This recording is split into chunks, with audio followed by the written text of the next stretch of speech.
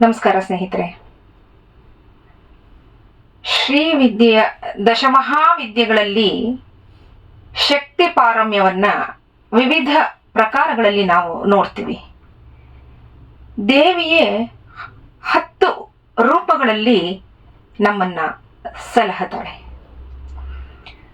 ಈ 10ರಲ್ಲಿ ದಶಮಹಾವಿದ್ಯೆಗಳಲ್ಲಿ ಮೊದಲೆರಡು ದೇವತೆಗಳ ಉಪಾಸನೆಯನ್ನೇ ಮಹಾವಿದ್ಯೆ ಅಂತ ಹಲವಾರು ಕಡೆ ಹೇಳ್ತಾರೆ.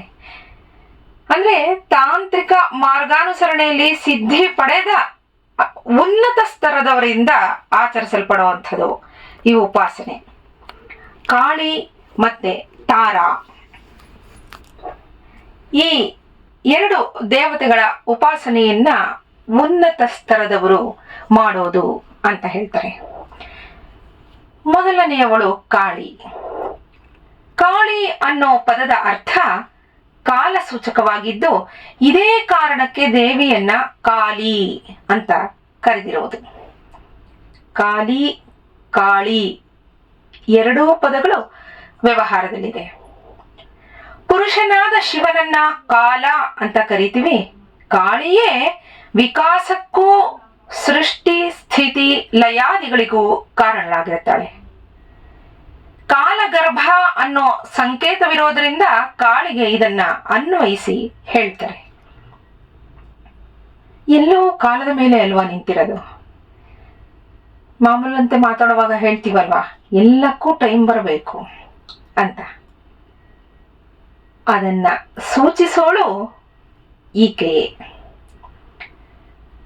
ಕಾಲವೇ ಜೀವಿಗಳಿಗೆ ಆದಿಯೂ ಮಧ್ಯವೂ ಅಂತ್ಯವೂ ಆಗಿದೆ. ಕಾಳಿ ಸೃಷ್ಟಿಕಾರಕಳು, ಹಾಗೆ ಸಂಹಾರಕಾರಕಳು ಹೌದು. ಕಾಳಿಯ ಉಪಾಸನೆ ನಮ್ಮ ತ್ಯಾಗದಿಂದ, ಯಜ್ಞದಿಂದ ಪ್ರಾರಂಭವಾಗುತ್ತೆ. ನಮ್ಮ ಅಹಂಕಾರಗಳನ್ನ ತ್ಯಜಿಸಿದಾಗ ಅಜ್ಞಾನ ಮತ್ತೆ ದುಃಖಾದಿಗಳಿಂದ ಇವಳು ನಮ್ಮನ್ನ ಬಿಡುಗಡೆ ಮಾಡ್ತಾಳೆ. ಕಾಳಿ ಪ್ರಾಣಶಕ್ತಿಯೂ ಜೀವ ಚೈತನ್ಯವೂ ಆಗಿದ್ದಾಳೆ. ಅವಳಿಂದಲೇ ನಮಗೆ ಸ್ಥಿತಿ. ಜೀವನ ಸಾವುಗಳೆರಡು ಕಾಲದ ತರಂಗಗಳು. ಒಬ್ಬ ಜೀವಿ ಹುಟ್ಟತಾನೆ ಅಂದ್ರೆ ಅವನ ಬೆನ್ನ ಹಿಂದೆಯೇ ಬರ್ತಿರತ್ತೆ ಸಾವು.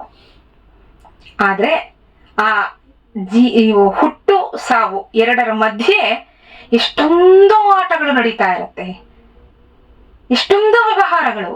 ಜೀವನದ ವ್ಯವಹಾರಗಳೇ ನಮಗೆ ಅದೇ ಅತಿ ಮುಖ್ಯ ಅನ್ನೋ ರೀತಿ ನಾವು ಆಡ್ತಾ ಇರ್ತೀವಿ. ಆದ್ರೆ ಅವೆರಡೂ ತರಂಗಗಳನ್ನ ಇವಳೇ ನಡೆಸೋದು. ಇದೇ ಕಾಲಚಕ್ರ ಅಂತ ಹೇಳೋದು. ನಮಗಿರೋ ಅರಿಷಡ್ ವರ್ಗಗಳನ್ನ ವಿನಾಶ ಮಾಡ್ಕೊಳ್ತಾ ದೇವಿಯನ್ನ ಉಪಾಸಿಸಬೇಕು. ಇವಳೇ ನಿರ್ವಾಣ ಶಕ್ತಿಯೋ ಕೂಡ. ಅವಳೇ ಪರಮಾಂತಿಕ ಜ್ಞಾನವಾಗಿದ್ದಾಳೆ. ನಮ್ಮ ಕ್ರಿಯಾಶಕ್ತಿಯೂ ಸಹ ಅವಳೇ. ಮನುಷ್ಯನಿಗೆ ಸೌಂದರ್ಯವನ್ನ ನೀಡೋದು ಜ್ಞಾನ.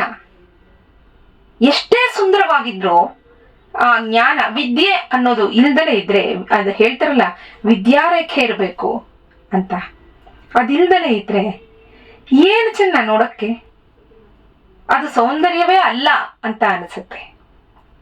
ಹಾಗಿರೋದ್ರಿಂದ ಮನುಷ್ಯನಿಗೆ ಸೌಂದರ್ಯವನ್ನ ನೀಡೋದು ಜ್ಞಾನ.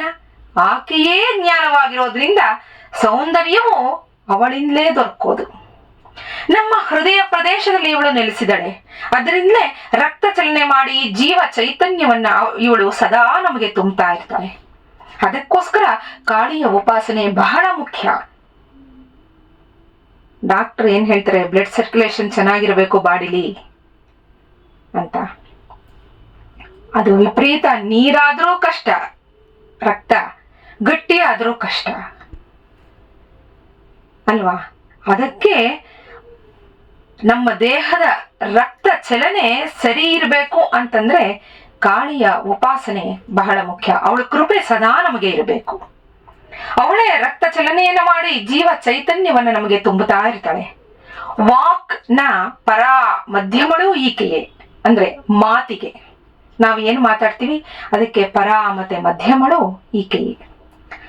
ಕಾಳಿಯ ಬಣ್ಣ ಕಪ್ಪು. ತಲೆಯ ಬುರುಡೆಗಳಿಂದ ಹೆಣದ ಹಾರ ಹಾಕೊಂಡಿರ್ತಾಳೆ.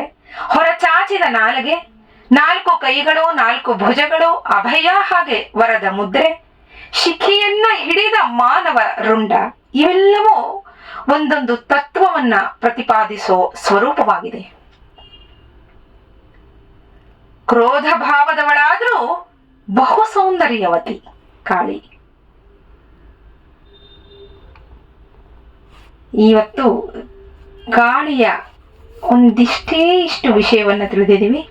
ನಾಳೆ ಭಗವತಿಯ ಎರಡನೆಯ ಅಂದ್ರೆ ದಶಮಹಾವಿದ್ಯೆಗಳಲ್ಲಿ ಎರಡನೆಯ ರೂಪ ತಾರಾ. ಆಕೆಯ ಬಗ್ಗೆ ಸ್ವಲ್ಪ ವಿಷಯವನ್ನ ತಿಳ್ಕೊಳ್ಳೋಣ. ನಮಸ್ಕಾರ.